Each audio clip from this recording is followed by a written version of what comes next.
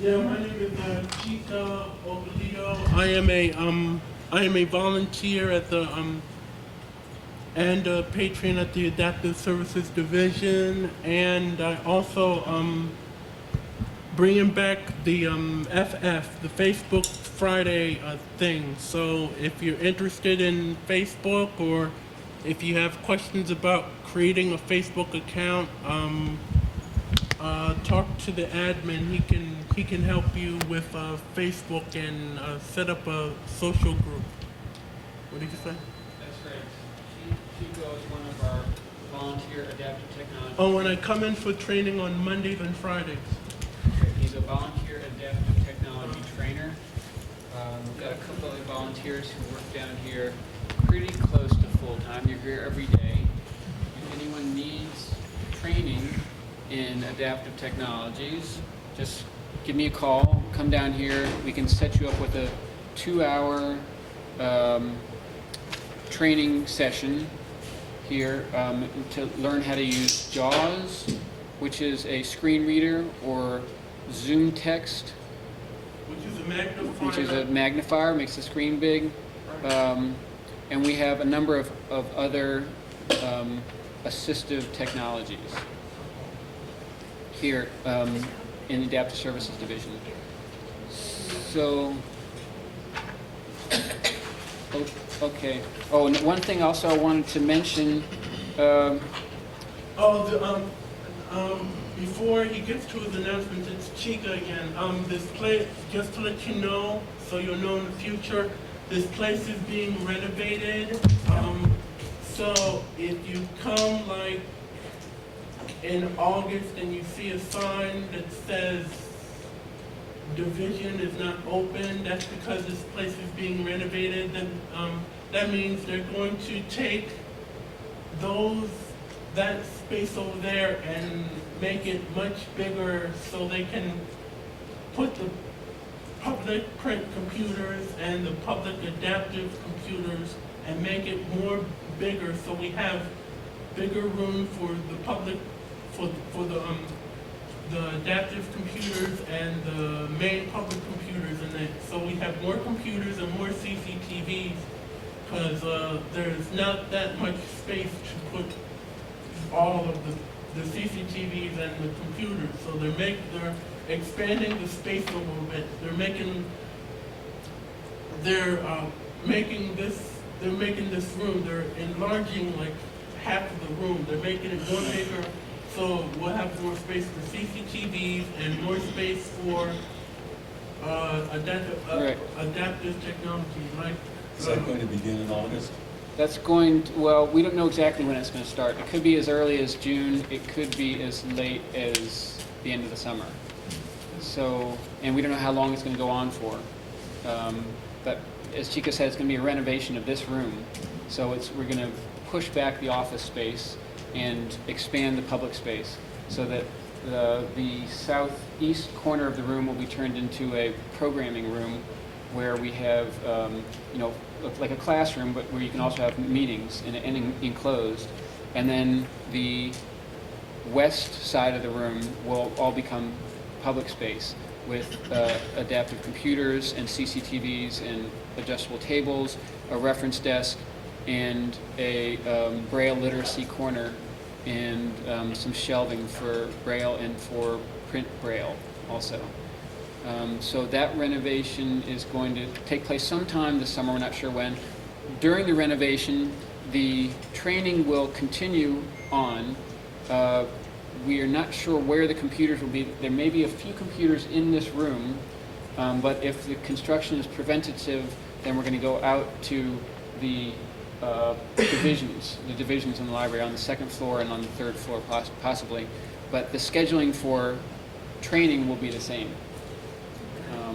And our services will continue through that. So there's not going to be a drop in services, but just maybe a little bit of confusion and maybe a little bit of moving around the building. Also, there might not be no STTS or Saturday Technology Training Session. They might be canceled, or they might be postponed. Yeah, well, we hope not to. We hope not to cancel any of the sessions due to the renovation, but there might maybe some other reasons. Yes. Something is affecting the audio. Okay, I think that Miriam's got that. Can you hear me now, Jeanette? Yes. Okay, that's great. Miriam, just keep the volume and audio and video levels all the way up. Is that right? I just wanted to adjust it so that it would fall over. Oh, thank you. Thank you. Okay, one other thing I wanted to mention before we get started with... Also, you can... Chico, hang on a second. Wait. Go ahead, say it. If you miss any of the sessions, you can also listen to them online. You can go to the DC Public Library website and look under Adaptive Services Division, and you can listen to full-length sessions online. He's right, yeah. Chico, I should have you do this because you know it better than I do. But it's true, though. If you go to the DC Public Library website, you can see all these sessions archived back to last summer. So we've almost got a year of sessions there. That's 2 a month. And there's tons of adaptive technologies that are talked about in there. Accessible cell phones, Peapod, which is an online grocery ordering service. Julius Fleischman came here and spoke about staying active and skydiving, which is one of his hobbies at 86 years old. Amazing, Julius. Thank you for that. We have some interesting Saturday technology training sessions coming up next month. The first weekend in June, which I think is June 7th, will be Rich Kraftsig, who's going to be here to demonstrate HAL, which is an English screen reader, and Supernova, which is that same company makes a screen magnification system, and also Easy Converter, which is a software that converts things from one format to another very quickly. Let me see what else. Also, Sarah. First Saturday in June. Say it again. That's first Saturday in June, and there will be someone else that to be determined that Saturday. Also, the third Saturday in June will be Sarah Presley. Hopefully, will be coming to speak to us. What day is that? That's the 23rd, 20th, 20th, third Saturday in June. That's tentative. Not totally sure whether Sarah's going to come talk to us. No, the 21st. The 21st. 21st. Yeah. 21st of June. And then we have the special coming up in July, the 3rd. We're going to skip the first Saturday in July because it's the conventions, the ACB and the NFB conventions are around that time. But the 3rd Saturday in July will be a special session on voting and civil rights, hopefully featuring Ali Cantos will be here to talk, and also hopefully also the accessible voting machine, which would be interesting to have That would be very interesting. Yeah. Do you mean the talking voting Yes, machine? yes, Chico. Yes. So the only other thing I wanted to say before Wendy starts with her presentation is to tell you real shortly about our trip to Texas. Some members of the Adaptive Services Division, including myself and Venetia and Bernard Harrison, traveled, and Daryl Medley, traveled to Texas to the National Library Service convention a week or two ago. We went to San Antonio, and we heard about the new digital talking book machine, which should be coming out in December. And that is a new version of the cassette player from NLS that you all, or a lot of you have. The new version is a lot smaller, and it's a really beautiful sounding thing, and the books come to you on one really tiny cartridge, they call it. So no more 6 cassettes for each book.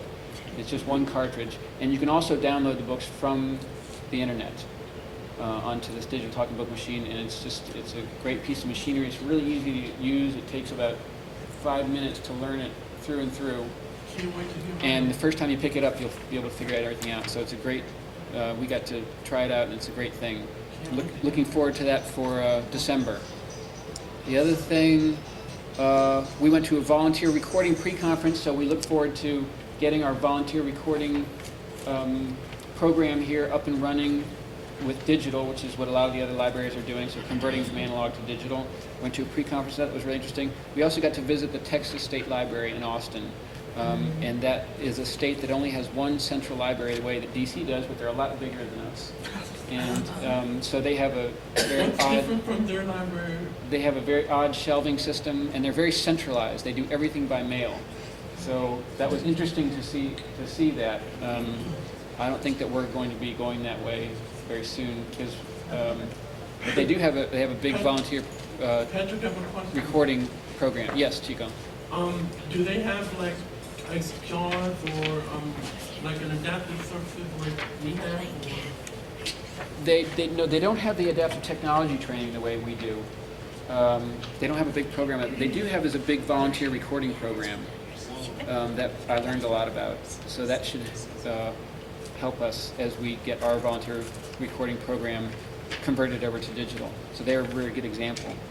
And it was very interesting to see the way that they're set up. I just wanted to let everyone know that that happened, and that's why some of us were gone a week or two ago.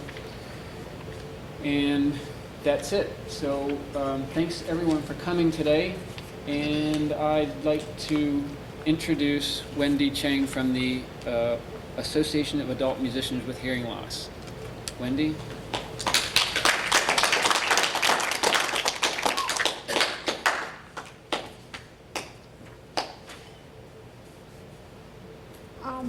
Let me kind of start by giving you all a background of what I call my audiological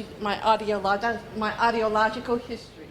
Nearly every one of us here who have hearing loss have an audiological history.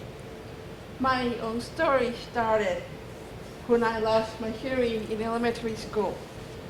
When it was first diagnosed, the right ear had a profound loss, meaning I couldn't hear anything. And the left ear had a moderate hearing loss. And I started wearing hearing aids. Over the years, the hearing loss in the left ear became progressively worse. And then I lost the remainder all at once to a viral infection about 11 years ago. I received my first cochlear implant in my right ear in 1997. And this year, I got a second implant in my left ear. For those of you who are interested, both of my implants are from the company called Advanced Bionics. I actually have a Clarion Platinum in my right ear and a Harmony system in my left ear.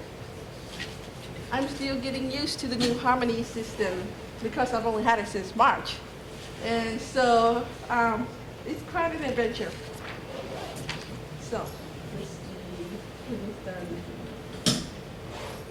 How long do they say it would take for the two cochlear implants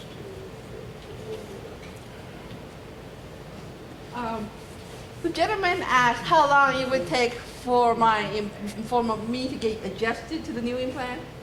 Well, I can tell you that it's going to vary from person to person because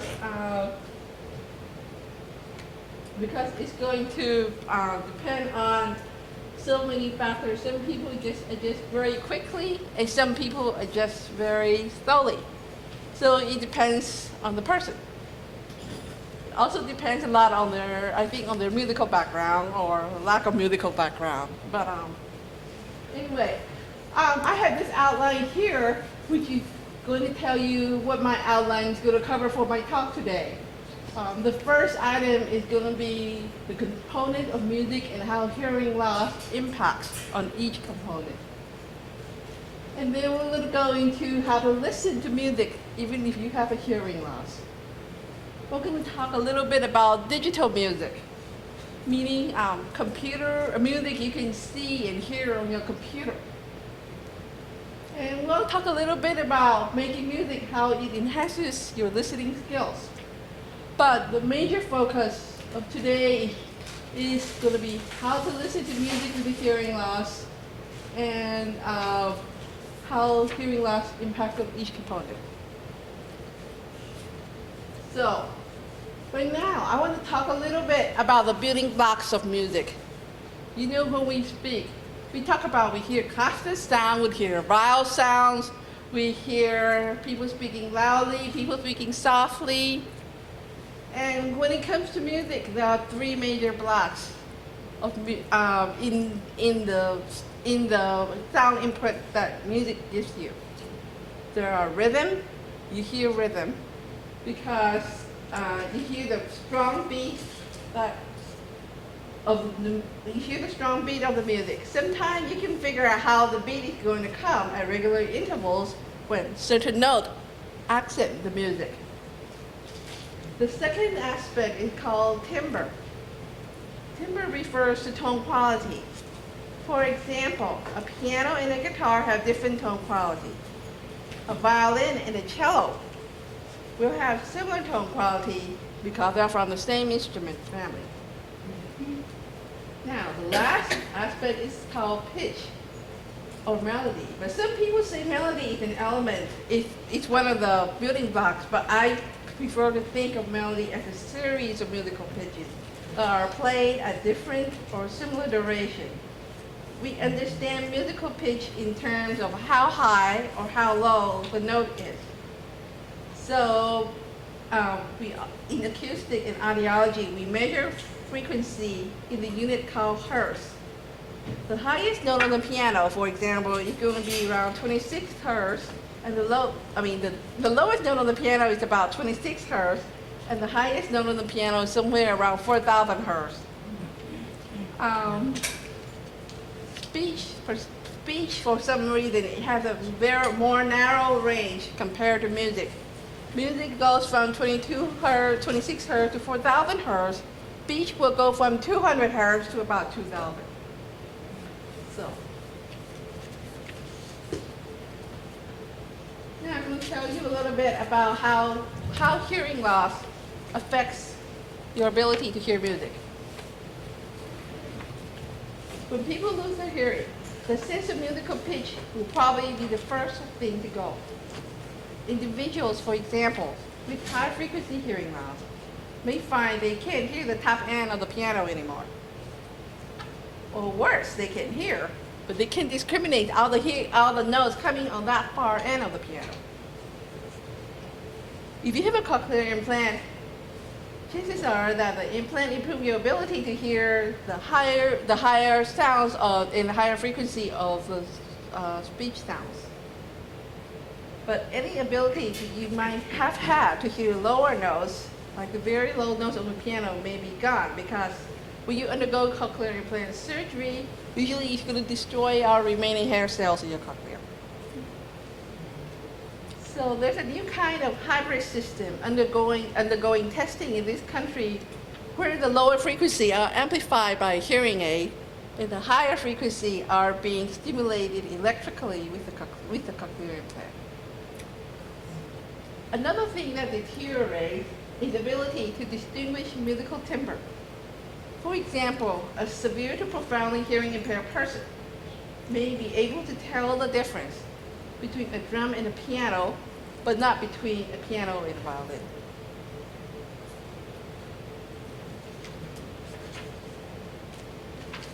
So, now, there are several things involved in learning to listen to music with a hearing loss. I would say overall, no matter what you do, develop a positive attitude and be open to new experiences. First of all, you need to focus on what sounds good. We're not going to go through all this in more detail in a minute, but real briefly, I think based on my own experience, you do whatever you have to do to connect to an audio player, like an MP3 player, like an iPod, you know. And then secondly, you try to focus on the tone quality of the instrument you're hearing or the voice you're hearing. Then you will figure out which frequency range you're most comfortable hearing. And the last would be how many instruments you're hearing. And I also find for myself, I like using digital and computer music. So we're going to talk a little bit about karaoke music, and I'll do a little demo of that. And I'm also going to do a little demo of sheet music. And if there's time, I'll talk a little bit about learning to play a musical instrument. So, yeah. Can you distinguish between stereo and monaural music with your cochlear implants? I don't understand how you're defining stereo, because stereo can be defined as being able to hear with both ears versus the quality of the recording, right? So, Well, I'm referring to the quality, but to me, there's an obvious quality improvement with stereo. And I don't know if it's just because you hear with both. I think with the newer implant, I have the sound quality of listening to digital clips. It's just gone way up. It just sounds so nice, so crystal clear. So maybe that is stereo. I'm not exactly sure how to explain that, but it is better. Or is it the new harmony system? Yeah, I have a new harmony system. So, What is the harmony system? right now, I want to talk a little bit about how to listen to music with hearing devices. Usually a person with normal hearing will use earphones or earbuds to block out unwanted sound when listening to music coming from an MP3 player. But an individual with moderate to severe hearing loss has to find some way to simulate that same thing, because most earbud and earphone they might have so much hearing loss that normal earphones simply won't do the job. Even if you turn it all the way up, it may not do the job. So if they wanted to connect to an audio player, they would need to find a way to connect their hearing device to the audio. I brought in some toys and connector to show you all what I do. Okay.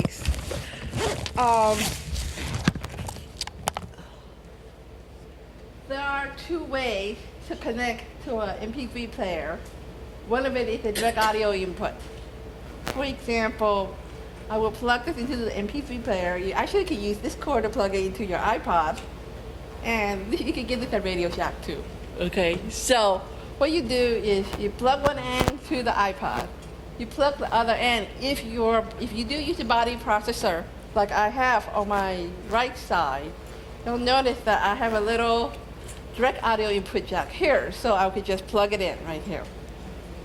But some of the behind-the-ear cochlear implant, they have a different way of getting you to have direct audio input. For example, on my behind-the-ear cochlear implant, they gave me one of these ear hooks, and in general, what I'm supposed to do with this thing is I'm to unscrew the current ear hook I'm wearing and use this to connect directly to the iPod. Okay. It's just that I hate doing that. I think it's a pain to spend at least 5 seconds or 6 seconds just to unscrew a ear hook and re-screw it with a new one. So I had decided that when I go see my audiologist in June, I'm going to ask for a different way of connecting to the iPod, to the MP3 player. The second kind, and the more common kind of connecting from an MP3 player to your hearing device is to use something called telecoil.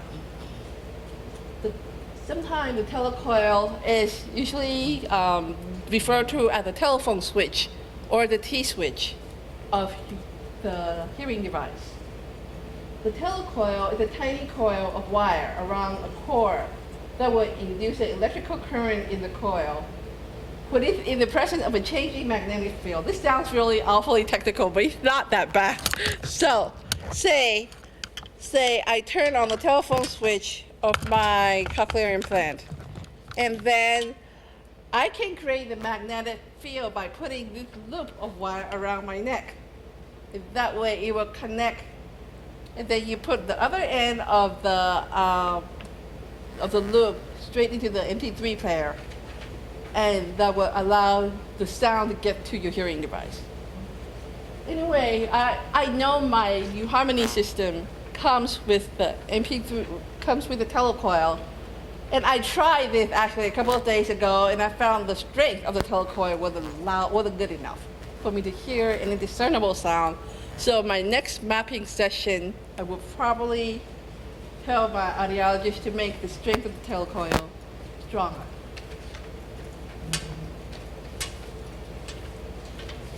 Okay, finding music that sounds good. Now, if every person's hearing loss is going to be different. There are going to be people who hear just the low frequencies.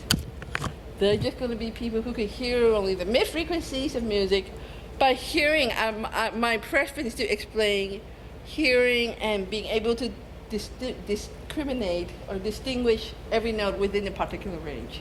Well, as many notes within a particular range as possible. So, some people like the specific music of an instrument. Other people like vocal music only, and still others like both. For me, I love instrumental music, and I'm not really into vocal music. But others grew up doing a lot of singing or hearing Broadway tunes, so they like vocal music. So the second consideration is the preferred frequency range. You need to find the lowest note and the highest note you can hear comfortably. And all notes between the two extremes can be considered your preferred frequency range. The last is the instrumentation. When you're learning to appreciate music, I would suggest you learn to start with solo pieces. And then, for example, a voice solo or a piano solo when you just one instrument. And then you can work your way up to additional instruments, say voice and piano, and then voice, piano, and guitar, or say 2 violin, 1 viola, and 1 cello, and so on. I would say that a person who is learning to just getting started to listening to music should not try to listen to a symphonic work or any work by a symphony orchestra. For most implant users, that may not sound good. You just have to kind of work your way through it slowly and work your way toward more and more progressively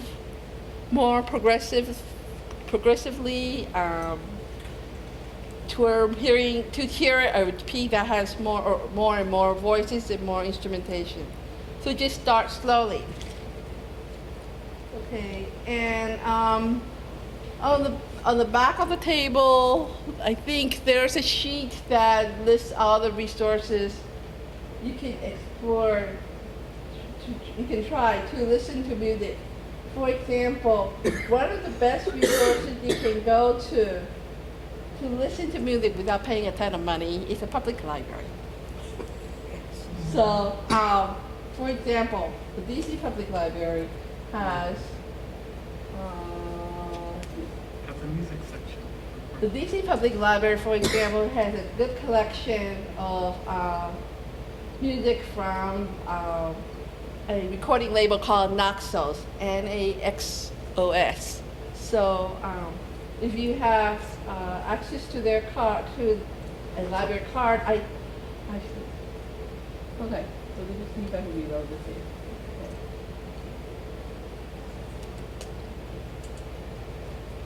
Okay. Anyway, sorry, I can't get through, but I know that many of the public libraries around here are able to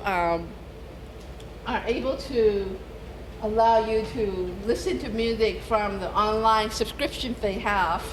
So the DC Public Library is one, and then there's one from the Montgomery County Public Library, which also has another very, very good extensive collection of digital music. So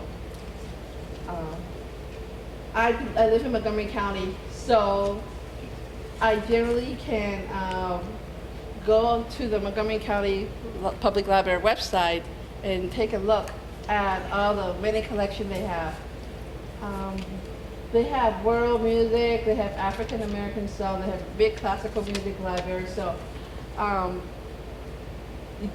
the one place to look for if you want to get started learning to listen to music is to check out what your public library has.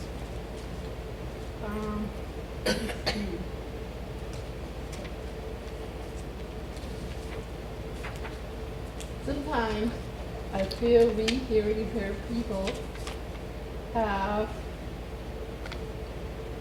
okay. We are very fortunate to be living in today's technological world. We have access to caption phone and captioning to help us hear the words we don't catch right away. This is also true in the world of digital music. There are websites that will give you the lyrics to popular songs, like the karaoke website. Does everyone know what karaoke is? Okay. It is a form of entertainment where amateur singers sing along with recorded music using a microphone or public address system. MySpace karaoke is a good resource if you need to see exactly how the lyric is synchronized to the music. So we're going to show you that right now.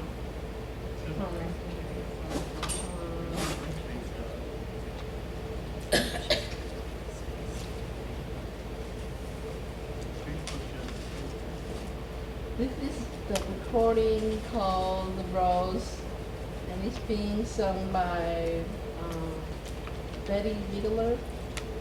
So, yeah, let's see if we can pull up the thing. There it is.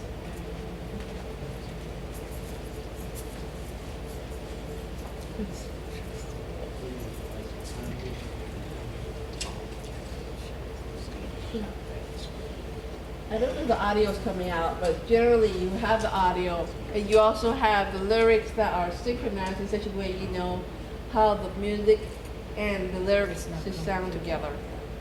So that is how a person with hearing loss could learn to sing new pieces they haven't heard before. The audio's not coming through. So this is one way, one place you can go to learn more about how to sing a particular piece you haven't heard before. So another resource that you can use is digital music. As a musician though, I prefer digital sheet music. Last year, my husband and I were preparing to give our presentation for a marriage enrichment weekend. As part of the weekend, I had to learn a new piece of music that I had not heard before. And Paul, my husband, his way as a normal hearing person, was plugging his earphone and listening to the MP3 sound file over and over. But I wanted a more visual representation of this music. So I dug around the internet and I found the digital sheet music. This helped me to learn the piece just at a quicker pace. Let me see if I can turn the sound up really loud so you can hear how this is sound.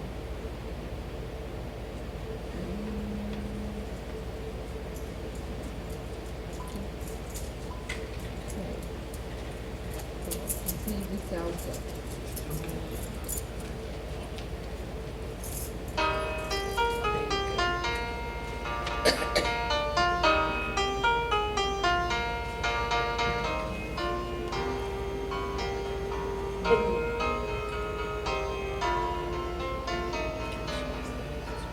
Yes, it is.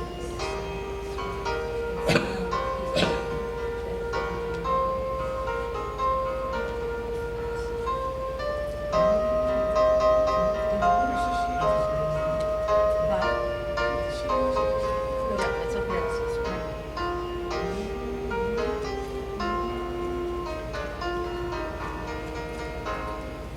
So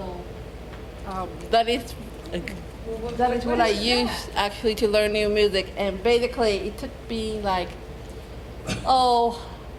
after listening to this song about 5 times, I feel like I had a very good idea of how we were supposed to sing it, where all the notes were, how the word matched up with the notes, and it was just great. Let's see. So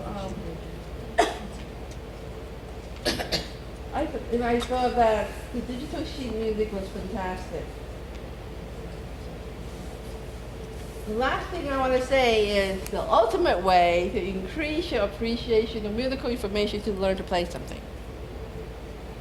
It's just that when you actually do something like you sing or you play an instrument, you learn so much about how a note, how to make the music sound the way you would like to hear it, or how you like to just how you can play it so that it sounds good to people who are listening. And the other thing is, if you learn to play a musical instrument, you can learn about the music that you didn't hear well. Sometimes, for example, if I'm listening to a string quartet and for example, I'm not hearing the viola part very well, and I can go home, talk with my teacher about it, and he said, here's the sheet music, try playing that. So I just think it's the ultimate, and I enjoy making music as well as listening. I've put out my contact information here. If you need to contact me, this is the information. My preference is that you contact me initially by email.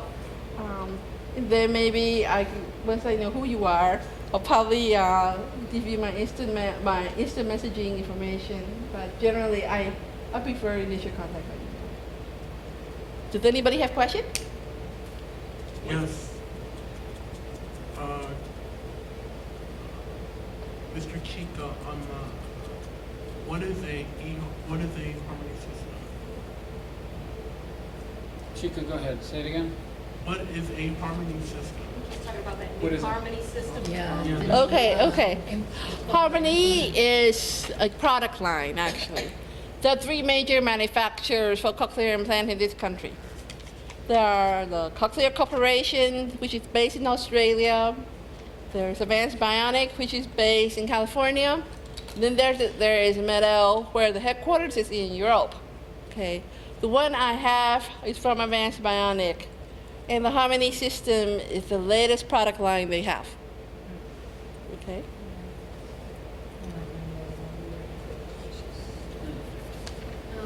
You said about MySpace.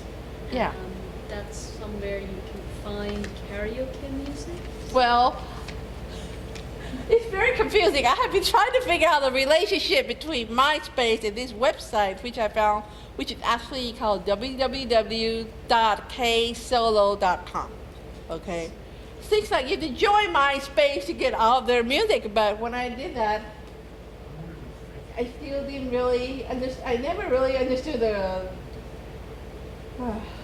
Frankly, I never really understood the relationship. But let's see, Janice, you did print out this list of resources, right? Oh, yeah. Oh, okay, yeah. There's a list of resources on the table there that lists all the website we did today for the. No, you can hear the music, but. Anyway, so MySpace, I'm not exactly sure what the relationship is. I just was happened to look at the looking for a karaoke site that had lyrics synchronized to the music. Okay, and I happened to upon this place. Not all karaoke websites list the make it synchronized. They all have lyrics. They aren't always synchronized to the music. And so I just happened to decide that I wanted to see the synchronization because it's much easier to learn music. It's much easier to learn vocal music if you understand exactly how that's synchronized to the notes. Okay, so. And the digital music is available to anybody to listen to? Okay, the digital music is from a site called musicnotes.com. You need to download software, which you can find on the website called Scorch, S-C-O-R-C-H. Once you download that, you can display something like this. Okay. So, but this is what I was using, and you could actually go home and try it out yourself. Of course, they'll show you a sample of the sheet music. If you like it, you can buy the thing. I think each of these sheet music costs $5. Could be like that. So, if there are no more questions, then I guess we'll probably start the performance portion. Can I ask you one question, Joanne? What was the name of that song? Oh, the Betty Midler song? Yeah, what was it? It's called The Rose. Oh, okay. So, Thank you. okay. So, all right. So, This is Chica. One last question. Is it musicnot.com? What's the web address again? the web address of what? The digital music site. Oh, okay, musicnote.com. Music notes singular? No, it's music notes. Yeah, music note plural. Music notes. musicnotes. Yeah, musicnotes.com.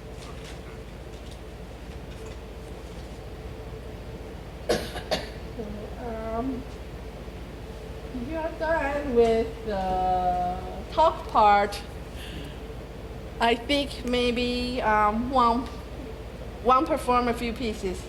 I actually brought my viola here, so anybody, so you're welcome to stay and listen. I brought my viola, and Charles is going to play his guitar. I actually prepared 3 pieces, all classical. So it was still be really good. Let me kind of set aside some of this stuff, and I'm gonna move my music stand.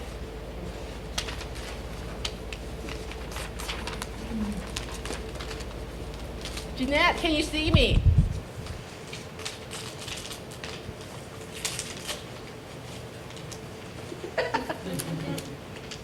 Okay, you just say I look great. Ness says, yes, you look great.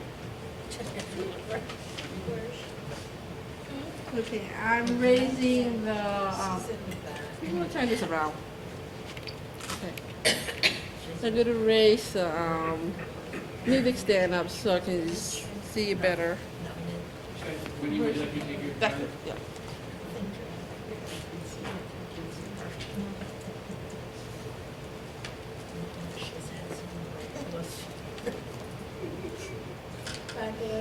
Is there a big difference between the viola and violin? Yes, there is. Actually, the violin is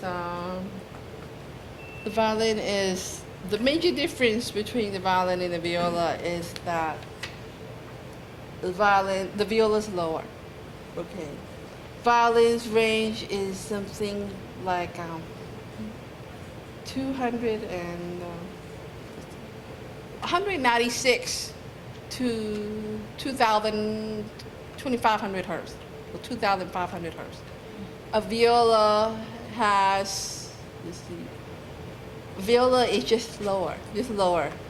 The lowest note on the viola is 110 hertz or something like that, and then it goes like to 1,500 hertz or something like that. So, but I actually switched from violin to viola because I was getting to the point in my violin study when I realized I couldn't play high notes. I couldn't play it, I couldn't hear. It was like 2 octaves above middle C. And all the notes beyond that were just sounding the same. So my violin study was becoming a little meaningless, you know. So I decided that I still want to continue to play music, so I would try to learn viola and see how it worked out. So it's the sound, the instrument looks the same. Well, actually, I have a small viola because I have small hands, which is another factor. So you kind of consider.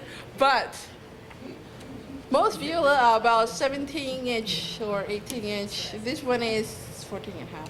Or 15. No, it's 15. Okay. But it's usually, it's actually bigger and heavier for, and it's just bigger. So violin students who switch over to viola usually have a harder time because they have to deal with a bigger instrument, a bigger spacing on the fingerboard. But I just think, I told myself I am not going to buy an 18-inch viola because I just happen to have small hands and I just have to deal with that. Okay, okay, the piece I'm playing. It's, okay, it's by Bach.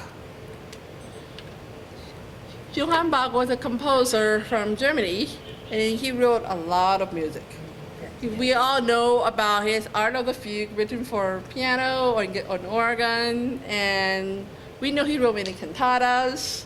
He wrote many two-part inventions for the piano. But what many people don't know is, or are not quite aware of, he also wrote 6 solo works for the cello. Okay, that usually called the Suite number 1 or Suite number 2 for unaccompanied cello.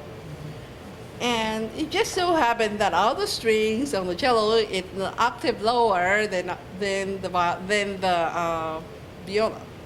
Well, I can't play cello, and I can't hear the cello very well, even though my daughter plays cello. So I decided to find a viola transcription, and there are actually viola transcriptions of cello pieces like this. So the one I'm doing is Minuet from Suite number 1 of Bach's Suite for unaccompanied cello for a viola transcription. The first part is it's gonna be, a minuet, by the way, is a dance, and in the first part it's very light, it's very merry, and then you get to the second part, which has a darker sound. So we can see, if you can tell the difference between the lighter part, the light, airy part, and the darker part of the minuet.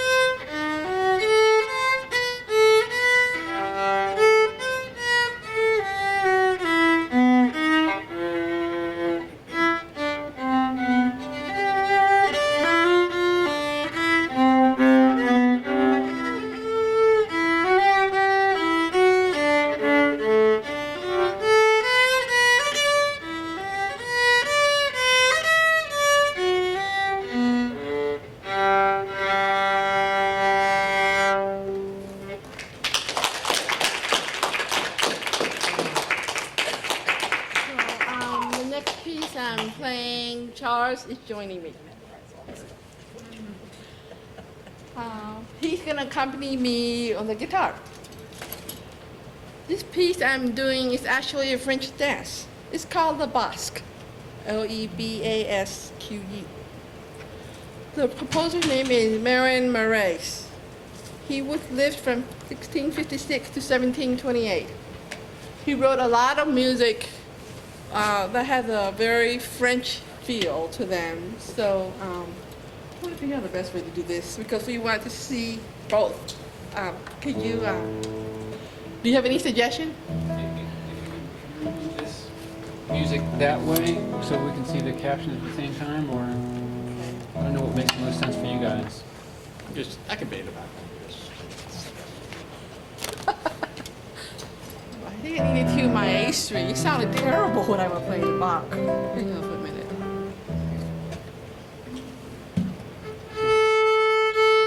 I knew it. It's off a little bit.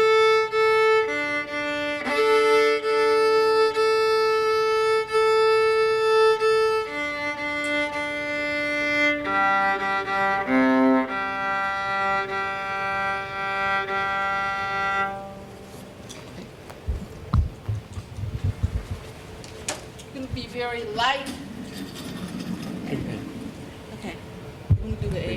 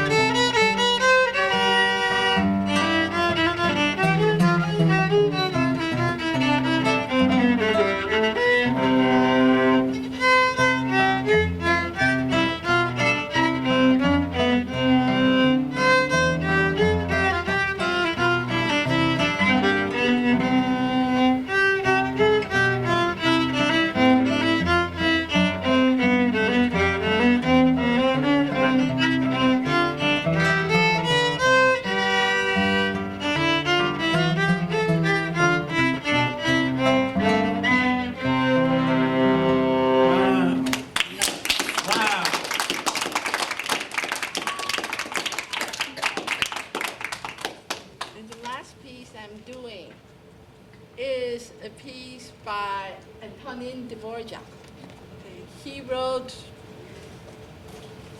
interesting.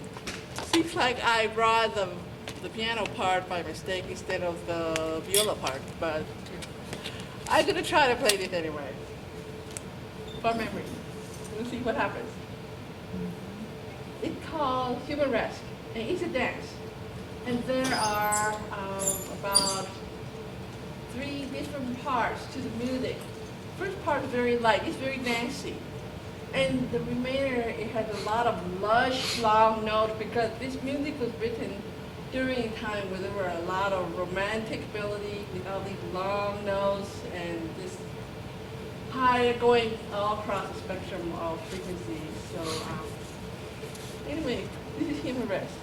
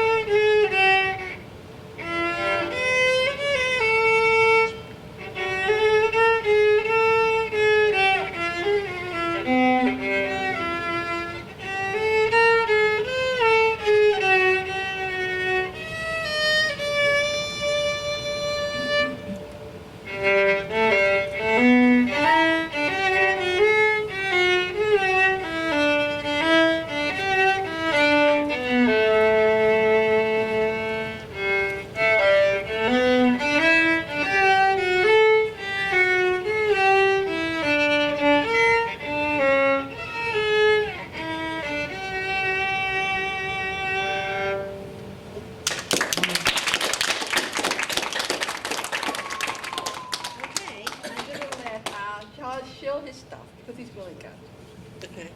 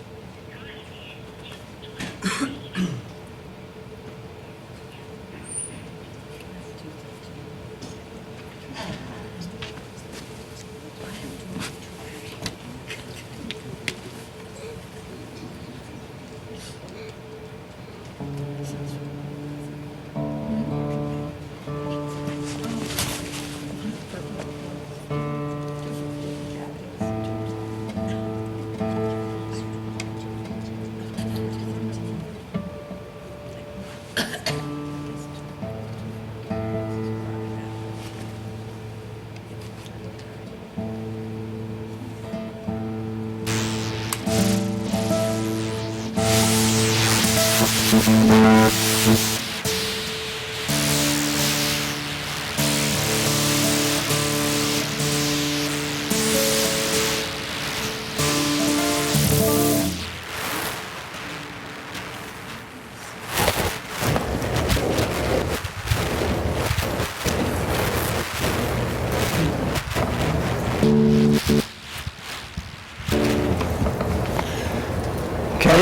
hello everybody.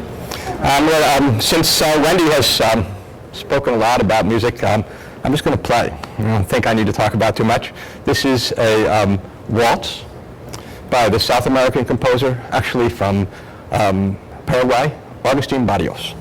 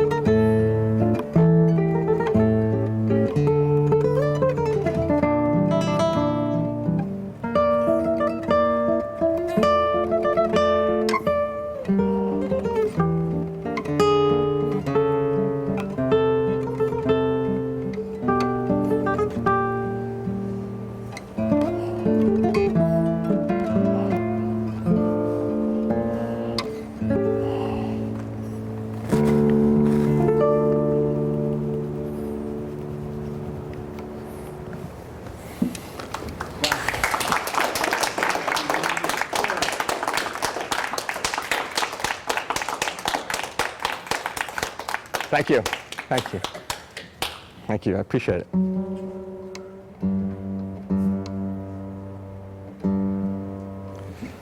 Now I'm going to play some Spanish music by the 19th century composer Isaac Albéniz. This is called Sevilla.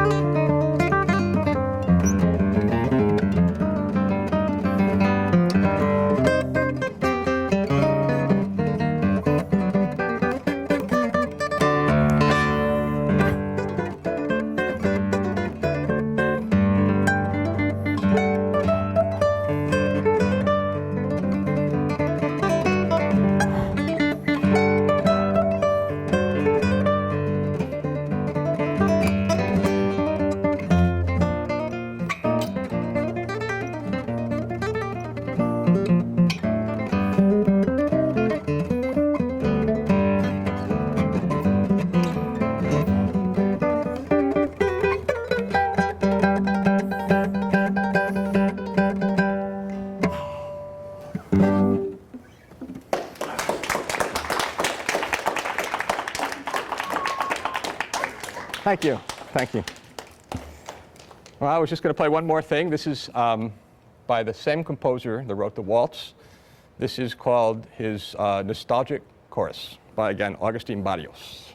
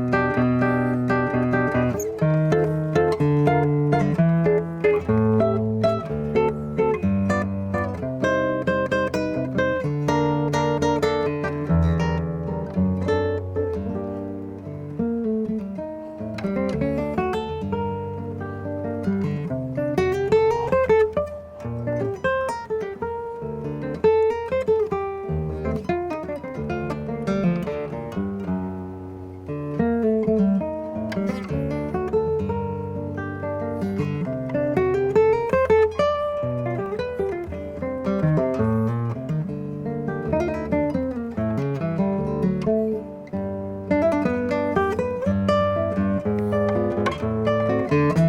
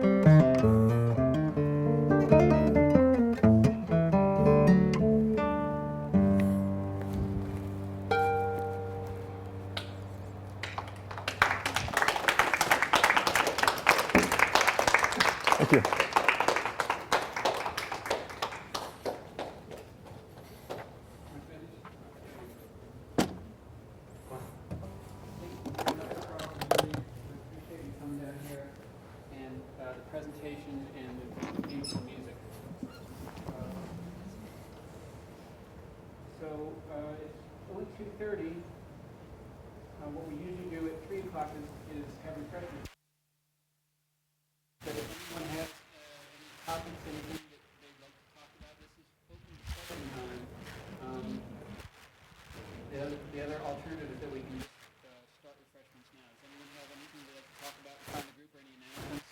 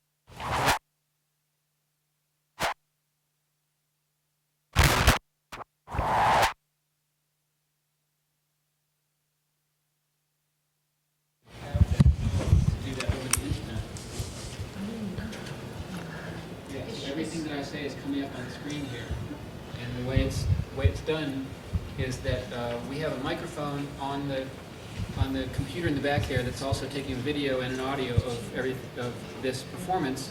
That sound is going over the internet out to a captioning service, Jeanette, who is working in Kansas, and she is using a stenography machine to translate everything that she hears into a piece of software that then sends back over the internet, and then it shows up on this computer right here, actually on that computer back there, and it displayed up on the screen. So there may be a couple of seconds, or I don't even think it's that much, it's part of a second of lag time while it goes over the internet. Other than that, you can see that everything I'm saying is coming up almost in real time. Okay, so thanks also to Jeanette. Thanks also to Jeanette for captioning. So that can come from D, so everything we're saying from DC is going over to Kansas. Yes, And then Oh coming, my God. bouncing Coming back back on on the screen. And coming back here to DC. bouncing back onto the screen. That is absolutely amazing. Is there a waveform file that's created and saved, or some sort of file that's created? Yeah, well, what you can, it's very simple. All you have to do is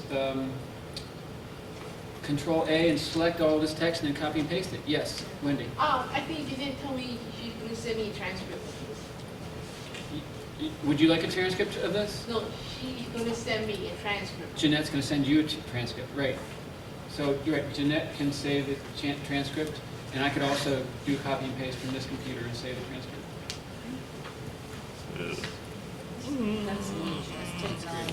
That's technology. So thanks to everyone, and please come back next time. Thanks a lot. Bye.